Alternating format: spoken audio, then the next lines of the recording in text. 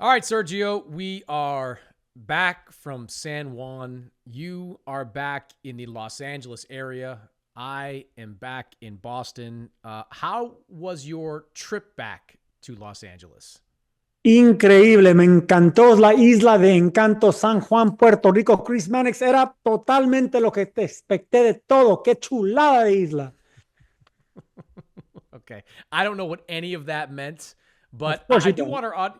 I do want our audience to know just how fucking crazy that you are. When the fight got out, the Hitchens Paro fight got out. It was about like 12:30 in the morning, right? And Sergio, for whatever reason, had a flight that was scheduled for 6 a.m. So in the car going back to the hotel, he goes, no, we're not doing this. We're not leaving at 6 a.m. So he has me on his American Airlines app looking for new flights. The only flights I could get him were a downgrade from his first class flights to coach with a connection through Charlotte. And one of the seats that I got him was in the back of the plane, the very last row of the plane. Not only that, he had to pay $300 extra just to change his flights from a first class flight to Los Angeles to two coach class flights. All, I should point out, for the right to stay in San Juan for 6 more hours, to leave at noon instead of 6 a.m. So, Sergio, was it worth it? Totally worth it. I won $1,800 on the roulette table. I got to hang out and have drinks with Big Papi, David Ortiz, Boston's own, who didn't recognize you, by the way. He said, who that, man? I don't know who that guy is. And it was a great time. It was totally worth it. Can't wait to go back.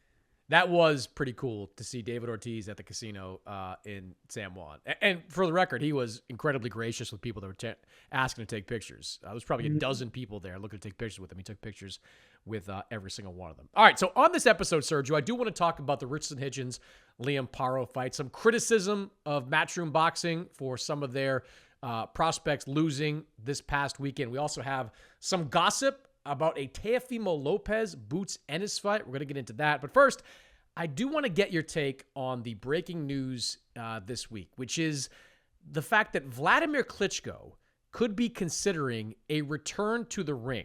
Now, Wladimir Klitschko has not fought since 2017. He lost his world title, or lost a world title fight to Anthony Joshua, got stopped in that fight, retired immediately afterwards. But there have been some rumblings in recent weeks that Klitschko might be considering return. Frank Warren, who is the promoter of IBF champion Danny Dubois, said there were conversations with Klitschko about a comeback, but they were shelved for now. Tom Loeffler, the longtime promoter of Wladimir Klitschko, did not close the door on Wladimir coming back. Sergio, Wladimir is 48 years old, will be 49 next year. Has not fought since 2017, but is interested, to say the least, in becoming the oldest heavyweight champion in boxing history. Do you like the idea of a Wladimir Klitschko comeback?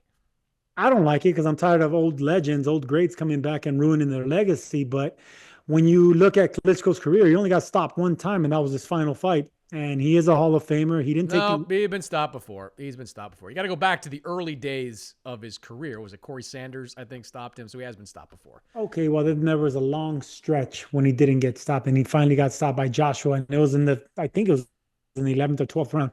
Either way, his body doesn't have a beating. Is what I'm trying to get to. He doesn't have those miles that everyone else has because he fought behind a long jab, long right hand, and he really didn't take no punishment. So if he wants to come back for old tales of glory, I'm not going to stop him. But personally, since you're asking me, I hate seeing these guys tarnish their legacy on looking for those glory days again. I mean, they're past you. They're past you already. I mean, you did great things. You retired a legend. You're one of the all-time great heavyweights, especially in the last 20 years. And you did it all with keeping your money in the bank and your brain cells in your head. So why do you want to come back and chase that legacy that's just going to be fleeting? That's how people get hurt. That's how legends die hard. So Vladimir was arguably the greatest heavyweight of his generation. The problem was he was a pretty weak generation because after Lennox Lewis retired, the heavyweight scene was barren. There were no top U.S. heavyweights. Even the European guys weren't very good. It wasn't towards the tail end of Vladimir's career when he fought Tyson Fury, when he fought Anthony Joshua, that he got an opportunity to be in marquee fights. He still drew big crowds. I mean, I went to a bunch of them over in Germany when he fought, in front of 50, 60,000 fans at these outdoor venues. It was impressive to see the kind of fan support that Wladimir had, but he didn't get a chance to get into those signature fights. And I gotta think that's part of the motivation for Wladimir Klitschko right now. Certainly besting the mark that George Foreman has as the oldest fighter to ever win a heavyweight title. That has to be front of mind. We've heard Tom Loeffler talk about that in recent days. But I think there's got to be like a little bit of fire still in that belly, because I remember all those years of Wladimir coming over to the U.S., trying to build a legacy, build a brand for himself, but just not having big fights. Like he fought Sultan Ibragimov in the U.S. He fought Calvin Brock in the U.S. He wasn't fighting these big fights on big stages in the United States or even in the U.K. until the AJ fight came around. The David Haye fight was probably his marquee win up until that point. So I can see there still being fire in the belly, but 48 is still 48. And he hasn't fought since 2017. I think the version of him that retired in 2017 could probably give problems to a Daniel Dubois, could probably give problems to this version of Tyson Fury. But Dubois is what, 27? Fury's in his mid-30s? Like, I don't know, man. Like, I don't think either one of those guys could hurt Wladimir necessarily, but it's a stretch to think he could beat any of them, don't you think? Well, look, he has a long jab. He has a big right hand, and power's pretty much the last thing to go. Even if you are 48, 49 years old, look at it'll be similar to George Foreman, because he's not a mover. He's flat-footed. He just jabs. He doesn't get hit because, most opponents are shorter than him. But in this era of giants, they're pretty much going to be a little shorter or maybe evenly matched in height. So I don't like it, because when it comes to Klitschko, he has a big right hand, he has big jab. But when you're out of the ring for 7 years, it's the punch resistance that really you have to question. These guys, these Klitschko guys, they had to prove their toughness. There's times where people question their heart. They ended up proving everyone wrong, but there was times where both of them were questioned at times. Can you imagine how you're going to question yourself when you're already, 49 years old and you start getting hit in the side of the head, clipped on the chin, hit in the body, pushed back, your legs are wearing out, going out. That's when you realize you made a mistake. Because look, my last fight was at 38 years old and I had no legs, but I was a mover. I relied on my legs. I needed my legs. These guys don't need them. They're flat-footed. So with power, of course, you can do it. It's just, man, what are you chasing? You're not chasing money. You're not chasing legacy. You're in the Hall of Fame, forever enshrined, one of the greatest heavyweights that the world has ever seen. What are you trying to do? You're trying to chase delusions or illusions of grandeur. They're delusions pretty much, because you're not going to do it. I mean, age is age. And I think George Foreman's record's never going to be beaten, because one, he was one of the hardest punchers in heavyweight history. That's one. Two, he's fighting a lot smaller guy in Michael Moore. So if Klitschko comes back, he's not going to be fighting a smaller guy, punching up. He's going to be fighting a younger, equally tall, stronger fighter that is going to want to have another legend on his resume. What do you have to gain? I mean, what you have to gain is the chance to break George Foreman's record. I mean, I think that's okay. How about this? You have, all right. Well, yeah, you have a lot to gain, but you have a whole lot more to lose. And if these guys that are coming back, and it's a lot of them, it's not just in the heavyweight division. It's not just Mike Tyson recently with Jake Paul. If you look at the history of boxing, from Muhammad Ali to Mike Tyson to some of the most popular and greatest names in heavyweight history, they end with losses. They end with losses because they always chase that one extra, phantom win that's not there. It's in their head. It's just it's something that they're always go chasing. You talk about fire in their belly, but that's how fires get burned, man. They ruin their own legacy trying to chase the young dreams they had. And no one could tell them anything. I mean, we can say something. We're critics, but no one could tell them anything, because that's how great fighters think. And me and you aren't great, Mannix. We don't think like great fighters. We never accomplished those great things. Very good things, maybe popular things, maybe an award here and there, but not the Klitschko legacy. Not one of the all-time greatest punchers in history. The long knockout streak that he was on, how long he was on top as champion. That's greatness, man. Why come ruin that trying to chase one more fight and trying to chase history? I don't know. I say no. I Oh, personally say no. it's not like he look. First of all, I agree with you. I would like to see Wladimir Klitschko stay retired. He is doing far more important things right now in Ukraine. He and his brother are quite literally, in some ways, on the front lines of a important war against Russia. Vitaly is the mayor of Kiev. He's right there. Vladimir has been a very public advocate, a very public supporter. He was there at the Usyk Fury fight back in May, supporting Alexander Usyk. So I think he's got other things on his plate that are certainly more important. That being said, he already ended his career with 2 losses. Like his last 2 fights was a loss to Tyson Fury and a loss to Anthony Joshua. So it's not like he'd be, blemishing his resume yet again with another loss. And I don't think that either Daniel Dubois or Tyson Fury would be able to embarrass him. You think about it. What is Dubois' kryptonite? Like, what has been a problem for him? It's straight right hands. And what's the best punch in the arsenal of Wladimir Klitschko? It's the straight right hand. I think Tyson Fury might be able to do the exact same things he did to Klitschko back in 2015, frustrate him, box around him, use that pesky jab to score points on him. But I don't think Fury would hurt him. I don't think he would do what he did to Deontay Wilder, because Vladimir's a different fighter than Deontay Wilder. So, look, we're largely on the same page. I think he should stay retired, but I do think if he did come back, he'd be competitive. He'd be competitive against Danny Dubois or Tyson Fury if he fought either one of them. He's not going to fight Usyk. That much is clear. There will not be a Klitschko-Usyk fight for belts in Ukraine. It will either be Danny Dubois or Tyson Fury, or it will be no one at all. All right.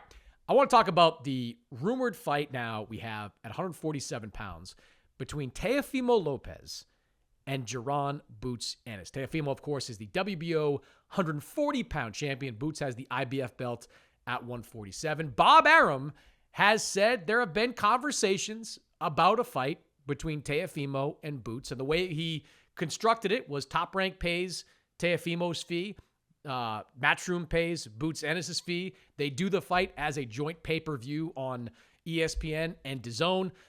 So this is a new one, Sergio. We've been talking about Boots and unification fights. We've been talking about Boots moving up to fight Virgil Ortiz. What do you think of him looking down in weight and seeing if he can bring Teofimo up to 147? Oh, so he'll be going to 140, or Teofimo will be going up to 147? Teofimo coming up to 147, yes. All right, so Teo will be coming up to 147. Teofimo is a massive 140 pounder, so I think he can easily be a welterweight at 147. The problem is Boots Ennis already had excuses because he's saying he outgrew 147. He needs to go up to 154. So there's going to be even more excuses if he stays for one more fight against a legitimate 2-division champion and a beast, a guy that gets up for fights. Teofimo Lopez was the best at 135, and he was the best at 140. He can become the best at 147 if he wants to. That's the type of mentality and physical advantages and gifts that he has.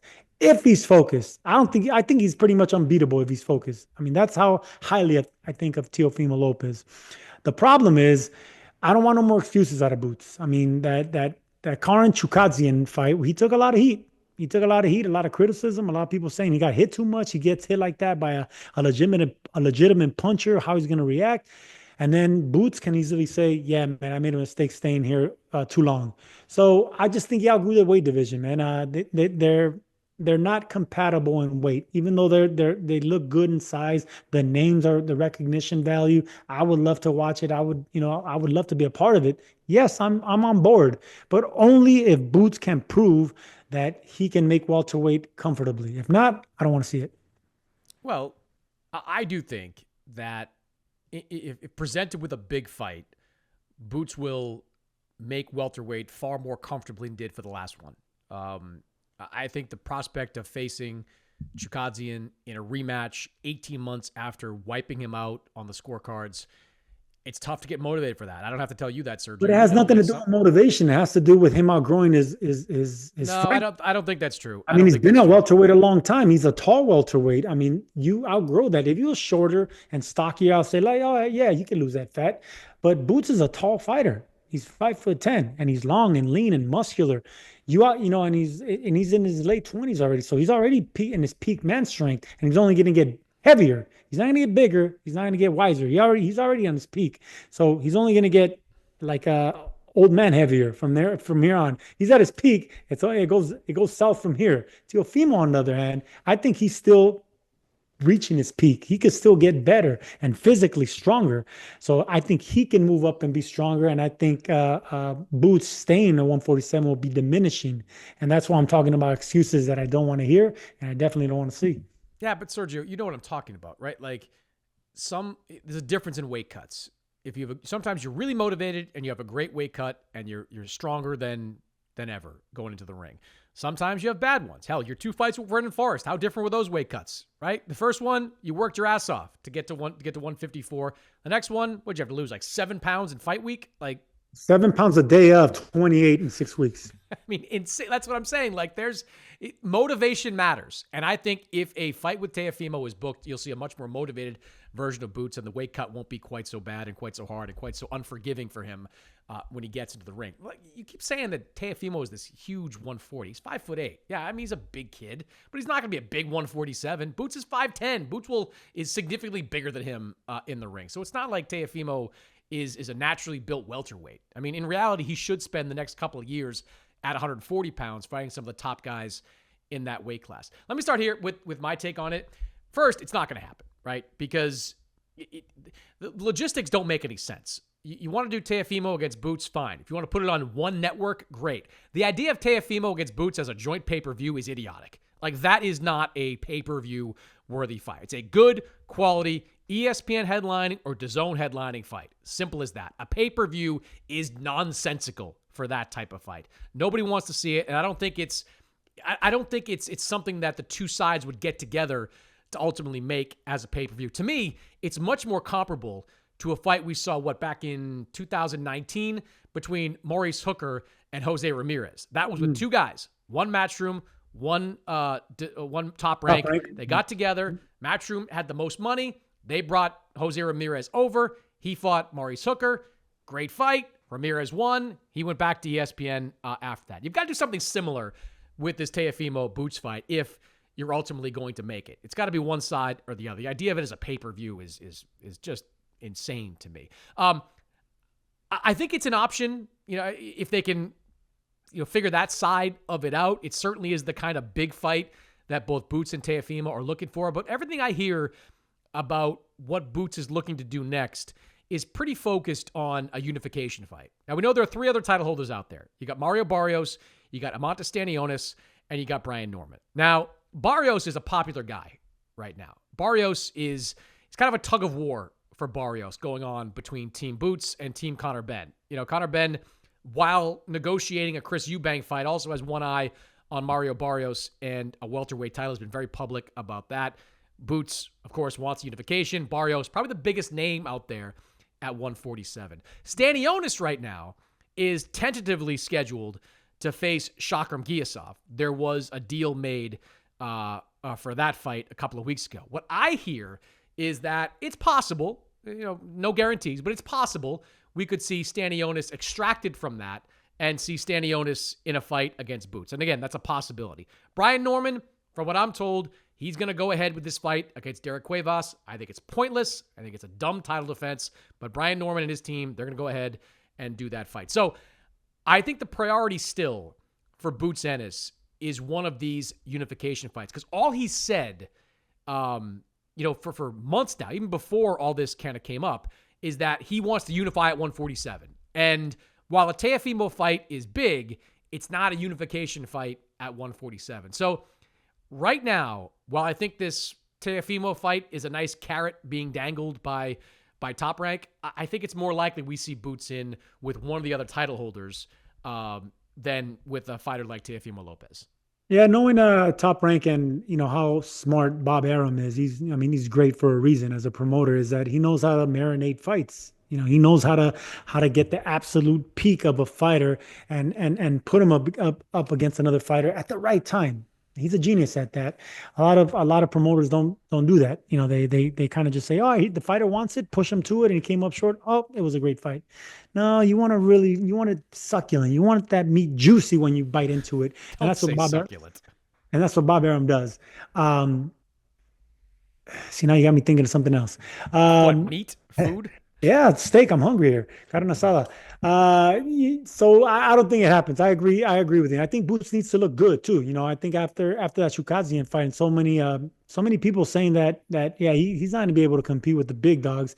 I think he's going to want to make a statement in his next fight. I think Ennis is going to want to make a statement. I don't think he makes a statement against Teofimo. I think people will give him credit. People will tune in. It'll be popular, but he doesn't make a statement. And against Brian Norman, oof, that's going to be hands full. He can make a statement there, but if he has another fight where he struggles, then he goes backwards even more. So Stanionis, yeah, give me that one. I think if he's gonna make a statement, give me that one. But Stanionis, like you said, might be busy, so his hands are tied, and I think right now he's gonna have to make a decision of who's available and who can I afford, who can my promoter afford, and that's when I'm gonna have to fight next. But whoever he fights, he has to look good. Nah, forget that. He has to look great. That's just the way it is if you want to be a star. You have to look great. And if you come back and struggle with someone, even if you get that late round knockout, if you struggle with them, it's still gonna be you're still stagnant in the same place. You have to look great because this guy has superstar all over him. And if he has one more bad performance or lackluster performance, it's gonna be hard to come back from that.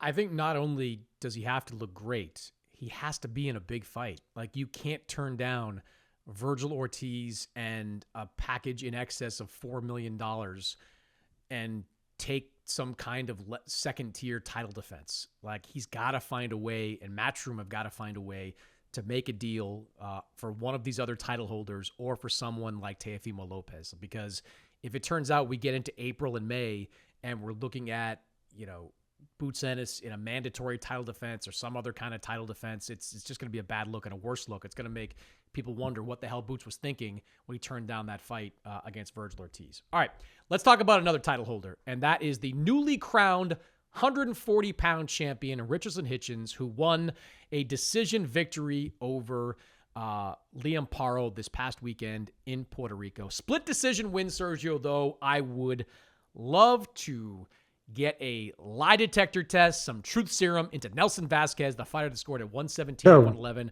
for Liam Paro, because that was one of the most disgraceful scorecards that I've ever seen. To give Liam Paro 9 rounds of that fight, 9 rounds, when even though I thought he won 3 of the first 4, you could probably give him the last 2. No chance in hell he won those middle rounds. Even Paro's team will tell you he didn't win those middle rounds. So Nelson Vasquez, congratulations on being the shittiest judge of the moment. The other 2 judges, fortunately, got it right, awarded Hitchens the decision. You picked Paro to win coming into this fight. What did Hitchens show you in this one? He showed me that he can carry a game plan just like Paro. He can be responsible, that he can rely on something more than just a sharp jab, which is what he always controls fighters with. It shows me that he can handle adversity. He can handle the limelight. And even most importantly, and this is the key thing, and we went into his locker room afterwards, me and you, Mannix, and we talked to Hitchens. Of course, Hitchens said the exact same thing you just said. You picked against me. And I told him why. But his trainer pulled me aside, and I talked to the trainer, and I gave the trainer credit. I said, man, if it wasn't for you chewing Hitchens' ass in that 3rd or 4th round, I think it was. After the 4th round. After the 4th round. If it wasn't for you doing that, Hitchens would have gotten in trouble. And if they gave him 4 rounds, if one judge gave a Paro the fight, you can bet he would have got another judge on if he would have won a couple or more rounds. So I think Hitchens needs to really reward his coach and really applaud his coach and really give him a lot of credit for this win. Because Hitchens is the type of guy, and that's why I picked against him, that we question his mentality. I question his mentality. I question his chin, his toughness, a lot of things, especially after the Lemos fight. So all that got thrown out the window, and now we got to say we're dealing with a serious deal here. The guy that can actually box all the way to the end, maintain and control an undefeated champion, and pretty much win decisively, handily. He didn't have no problems. Never did he get rocked or hurt or remotely close to being in trouble. That was a perfect not a perfect performance, but it was a, what's that emoji with the hand like this? Like, mwah, mwah. That's what it was, man. It was just artistic. And that's what you want to see with a young contender turned champion. It's not the greatest in excitement, but forget that. Fuck that. I'm telling you right now. Look good next time. Win now, look good next time. And the new. That's all that matters with Richardson Hitchens. I'm not sure Hitchens will ever look good in his fights. I mean, he'll look sharp, he'll win clean, but he's not the type of guy that's going to look good because he's just a very disciplined boxer. He is jab, right hand, and that's how he won this fight against Liam Paro. I thought the outcome of this fight validated Richardson Hitchens' claims that the Gustavo Lemos fight was an aberration, that there were reasons for that subpar performance. The fact that he had to have a cortisone shot in his right hand and he couldn't throw it with the kind of authority during the Lemos fight. That he had a lot of trouble with that rehydration clause that the IBF has Right. on the second day. All those things he said were part of the reason that he looked so badly. This time around, he had a different nutrition team. He made the rehydration a lot better. No issues with that right hand. And he looked like the guy we've seen in every fight up until that point. He looked like the same guy we saw outboxing John Bauza, outclassing Jose Zepeda. He looked like the rising star that we saw in his previous fights with Matchroom. And I was impressed by that. You mentioned the trainer and what he did. Like, through 4 rounds, Hitchens could have been down 4-zip. I had him down 3-1, but he could have easily been down 4-zip at that point. His trainer woke him up, got into his head, said, hey, don't blow this. Don't let the judges take this away from you. This is your opportunity. This is your chance to win a world title. And from that moment on, Richardson Hitchens picked up his game. The jab got going a little bit more. The straight right hand got going a lot more. That was his most effective offensive punch, I thought, offensive weapon, I should say, the entire night. It was just a kind of a picture-perfect Richardson Hitchens performance. You know, you're never going to get Gotti Ward when he's involved in a fight. That's just not who he is. He doesn't go to the body a heck of a lot. He doesn't throw a lot of punches. What he does is fight off a razor-sharp jab and a really good right hand. And he's going to be able to beat a lot of guys with those shots. Yeah, he comes from the second half of the Floyd Mayweather, cookie cutter boxer. Used to be puncher. That's what he is. You know, the second half of Floyd, when he became money, he just went for the decisions. That's how he won. Jab, straight right hands, move around the ring, not get hit. You know, shoulder roll, stay off the ropes. That was him. Kind of like Devin Haney. Only Haney doesn't. You know, he doesn't engage either, and Haney doesn't rely on pot shots with that right hand. He's not as explosive, but Haney relies on that wicked jab, on the movement, on the distance, on the IQ. So you know you're gonna get what you get with these guys. They're gonna be hard to beat. They're gonna be world championship on the top level, and whenever you match them up with another champion, that's when they have to take a little bit more chances, and you get to see another side of them. Not too much of a side, but they'll show you a little bit more. That's what Hitchens had to do for this one. He had to show me. And that's why I picked against him, and he proved me wrong.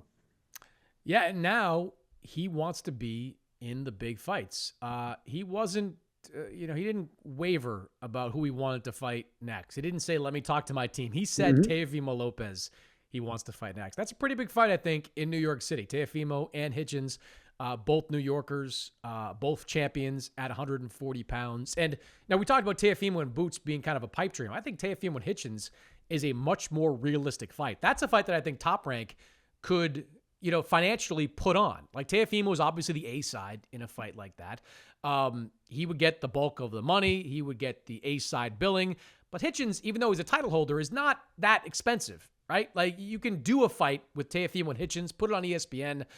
If they don't want to do it on ESPN, I'm sure DAZN and Eddie Hearn would happily take that fight. That fight, Sergio, makes a lot more sense. And I think that's an interesting clash of styles. Just like Paro against Hitchens, Teofimo is the come-forward guy. Hitchens, more of the classic boxer. Who wins out? Teofimo, I think, has a lot more pop than Liam Paro. I think that's a very interesting fight at 140. That's the fight I want to see Teofimo win, not something like Boots Ennis. Yeah, I mean, who gives punchers trouble, and that's boxers. I mean, Teofimo versus guys that move. The Camboses kept his distance. He fought at times. Like that Sandor Martin type of boxing where he just irritates fighters. Hitchens is going to do that, only he's going to be a little bit taller. He's going to be a lot longer. I mean, 74-inch reach, 5'10", and he's strong. That's the thing about Hitchens. No one gives him credit for his power. Of course, he gives himself credit. He says he hits harder than his knockout ratio. No one believes him, but I could hear it and I could see it. He just doesn't commit more than he doesn't commit to combinations. That's why you can't hear the thump and you can't see the flashiness of the power. But if it's just pot shotting, you could hear it and you could see the respect that he's getting from opponents. I could see it in the face of Paro after, in the second half of the fight. It's like he's the defeated fighter, and a guy with such courage has that championship belt. He's undefeated. He's beat some better opponents because let's keep it real. Paro had a better resume than Hitchens, in my opinion, and in a lot of people's opinion. And Hitchens just took all that over, man. And now it's the Hitchens show. So he has to have power in order to shut down a fighter like that, and he proved it. So right now, even though he's not popular, uh, he is going to be affordable, like you just mentioned.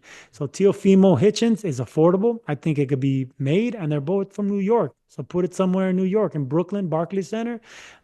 Absolutely, sign me up. Yeah, and I saw Hitchens going at it with George Kambosos after the fight on social media. I don't want to see Hitchens and Kambosos. I don't think Kambosos wins one round of that No, fight. I think it'll look that's similar to close. Haney. It looks similar to Haney, I think, in my opinion. I think Kambosos is explosive when a guy exchanges, but when a guy just strictly boxes on his back foot behind a jab, we've seen it twice against Haney. He doesn't have an answer for it. It's just a bad Exactly. style matchup for him. And especially at a bigger weight class against a guy that's gonna be much Mm. bigger in the ring, like that's a bad matchup for him. Quickly on Paro, tough loss for him. His title reign is short, but he is still young enough to bounce back. Somebody on social media mentioned like, "Hey, why don't you make Paro Matias too?"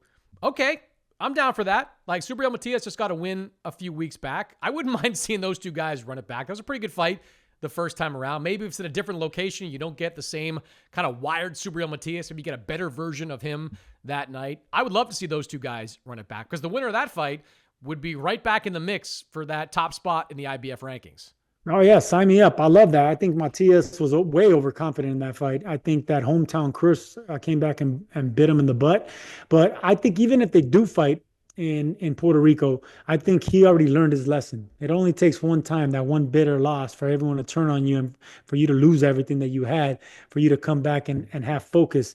But if he does want to just get out of there, then I think somewhere with a Puerto Rican influence area, somewhere in Florida, somewhere in Miami, somewhere in Orlando, somewhere in that area, I think he'll still sell. But I would love to see that rematch because if Matias actually started out faster, it would have been a Matias type fight, but he just gave up way too many early rounds. And that's exactly what Paro relied on. And that's why he won the championship. All right, last one for you. One of the stories coming out of that fight card was that two of Matchroom's prospects suffered their first professional losses. One was Mark Castro, who has been in the Matchroom stable since his pro debut. Gotten a lot of exposure in recent years, made his pro debut on a Canelo undercard as a co-main event, fought at a couple of other Canelo undercards as well. He goes down. And Jalil Hackett, someone Matchroom signed recently, he loses a fight at 147 pounds. Afterwards, Sergio, you heard from a lot of people on social media, other promoters even, criticizing Eddie Hearn, Matchroom, for getting their guys beat. Of course, Matchroom's been on something of a losing streak, over the last few months. The 5v5 against Frank Warren stable didn't go well for them. They've had a couple of other bad nights at the office. Do you think that Matchroom deserves criticism for the losses suffered by Castro and Hackett? I think it's the most ridiculous thing I'm hearing. And people just love to talk shit about anyone or anything on top or tear down people that have just suffered a defeat or anyone that said something and then they want to tear them down for something they said a year ago. I remember after the Tim Tszyu fight when he fought, what's his face? I forgot his name already. The Bakram Russian guy. Mursalayev. Mursalayev. I said it was bad matchmaking. Everyone jumped on me, including you. No, you're But wrong. I wasn't wrong because who did he fight before that? A 6'7" southpaw in Fundora. So back to back. Let's not go. Let's not open that up because you were wrong. Everyone else was wrong. I stick to my guns. You don't go from one tough fight to another tough fight when you're a champion and you have so much to lose. Let's get past that. This wasn't that. All right. You can't say that Jalil Hackett's fighting a guy that lost 2 fights ago. that it was bad matchmaking. You can't say that because he was taller, bigger, stronger. No, this guy Quintana just wasn't good enough. I'm sorry, Hackett just wasn't good enough against Quintana. That's it. It wasn't that he beat No, he you're was in getting there with guys someone. right. Well, first, hold on. You're mixing up matchups there. It was Castro that fought Quintana, not Sorry. Hackett fighting there. Well, Yeah, continue. Castro and Quintana, I'm going to say the exact same thing. Everyone knew with Castro that he wasn't progressing. He wasn't getting better. He would have flashes of quality, but when he faced this Quintana guy who got knocked out 2 fights ago, that's where I was getting mixed up. He got knocked out 2 fights ago. So what's the risk there? What is the risk against a guy that already got knocked out and you're supposed to be ascending? You're supposed to be climbing higher and higher and higher. He just wasn't good enough. Sorry, it just doesn't pan out for certain fighters. The amateur game and the pro game is two completely animals, man. So a Castro, as exciting and as fun and as successful he was as an amateur, I never saw it as a pro. I liked the kid. He was popular. He always smiled. He always tried hard, but it just seemed like he was going backwards, and I didn't see it. With Hackett, I just thought he was overconfident. He was overconfident. He wanted to chew way more than he can bite. We saw him the night before, and we saw him how dehydrated he was. He looked terrible. So he was overconfident, dehydrated, and he ran into a guy that can actually, fight a little bit. But matchmaking, slap yourself if you think that. It's ridiculous to even think that. Jaleel Hackett had one of the worst weight cuts I've ever seen for a fighter that went on to fight the next day, right? Like, he was a dead man walking in that hotel on Thursday and Friday. I didn't see it personally, but people around us told me that he was like, they had to like stick him in the pool, cold water, like just to keep him functional. Let me just, for the audience, let me put a little picture. I saw it. All right. Okay. They were in the jacuzzi, and I could see the team's face. They were worried. It was already at night, the night before the weigh-in. The weigh-in was at 10 a.m. This was like at 8 p.m.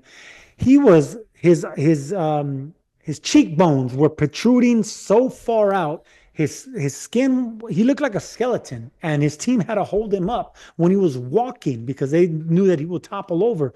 He was just a shell of himself, and everyone that was around me in boxing, they're like, man, have you ever been like that? And I told them about my Vernon Forrest rematch, but not like that. Close to that, but not like that. For him to have to come back and fight, and he fought good in the first half of the fight, but the weight issues come in the second half of the fight, and that's where he suffered. And Jaleel Hackett is 21 years old. To have that kind of issue is inexcusable, completely inexcusable. He's got to be more professional than that. That cost him the win. I don't know yet if it's going to cost him his contract with Matchroom, but that was a bad look for Jaleel Hackett. That's not on Matchroom.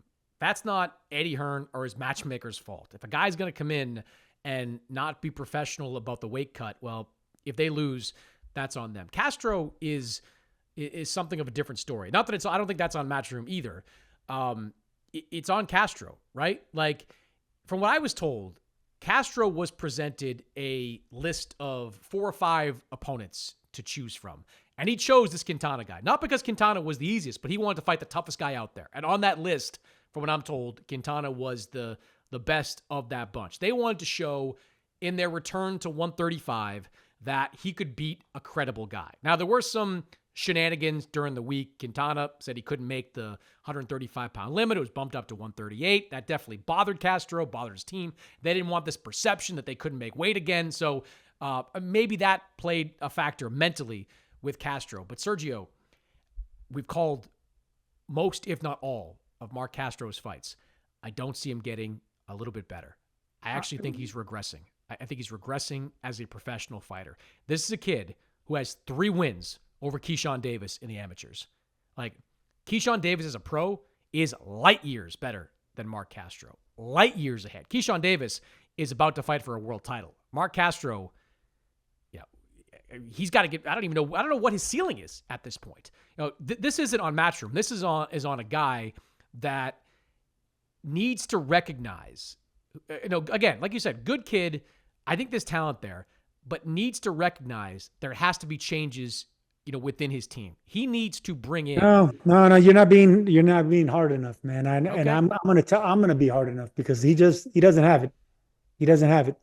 because that style worked in the amateurs and the pros. I never seen anything that's going to make me say, wow, he's not explosive. He doesn't have power. He doesn't have speed. He gets hit too much. He's a pressure volume fighter. And that works in the amateurs when you're wearing oversized gloves and a headgear. It doesn't work as a pro. And look, another thing, they groomed Mark Castro for greatness, man. They put him on Canelo undercards on like what, half a dozen Canelo undercards. He fought on the biggest stages. They put out the red carpet for him. They did everything possible. So applaud Matchroom, applaud Eddie Hearn for putting him in that position. He just didn't pan out, man. I know you're a basketball guy, but have you seen the movie Moneyball? I mean, Yeah. they say it perfectly there, man. Like you can sign a boxer off his talent, especially amateur talent, but they have to be successful to gain confidence. And once they're confident, that's when you got something. Mark Castro never got to that point because you just didn't have it. Sorry to say it. Look, you're probably right. I think the only way for Castro to rebuild, if it's possible, is to make changes with his team, though. I do think you got to bring in a new trainer. No, You got to bring no, in man. either to look. Maybe it doesn't work, but Sergio, the same thing isn't going to work, right? Like keeping the same thing going. I mean, the definition of insanity is doing the same thing over and over again, expecting a different result. This is insane if you continue down this exact same path with your father and your current strength team. Like his father's done a nice job with him up until that point, but there's obviously something missing. You are a huge lover of the jab, Sergio. Do you see any jabs from Mark Castro? Have you seen any in any recent fights? No. He kind of just throws it out there sometimes, a throwaway punch, and then gets ready to rumble. Goes on the inside. The moment he fights a real puncher, somebody with real power at 135 pounds, he's going down. Like he showed a good chin in that fight against Quintana, but he gets hit with everything. And a real puncher at 135 is going to do some damage on him. He has got to do some soul searching now to figure out what it's going to take to get him back to on that path to being a contender. Maybe he can't get back there. Maybe you're right. Maybe there's no way back for Mark Castro. But sure as I'm sitting here, doing nothing is not going to get him back on that path, Sergio. In the words of the great Nassim Hamed, he's finished, man. I just think he's finished.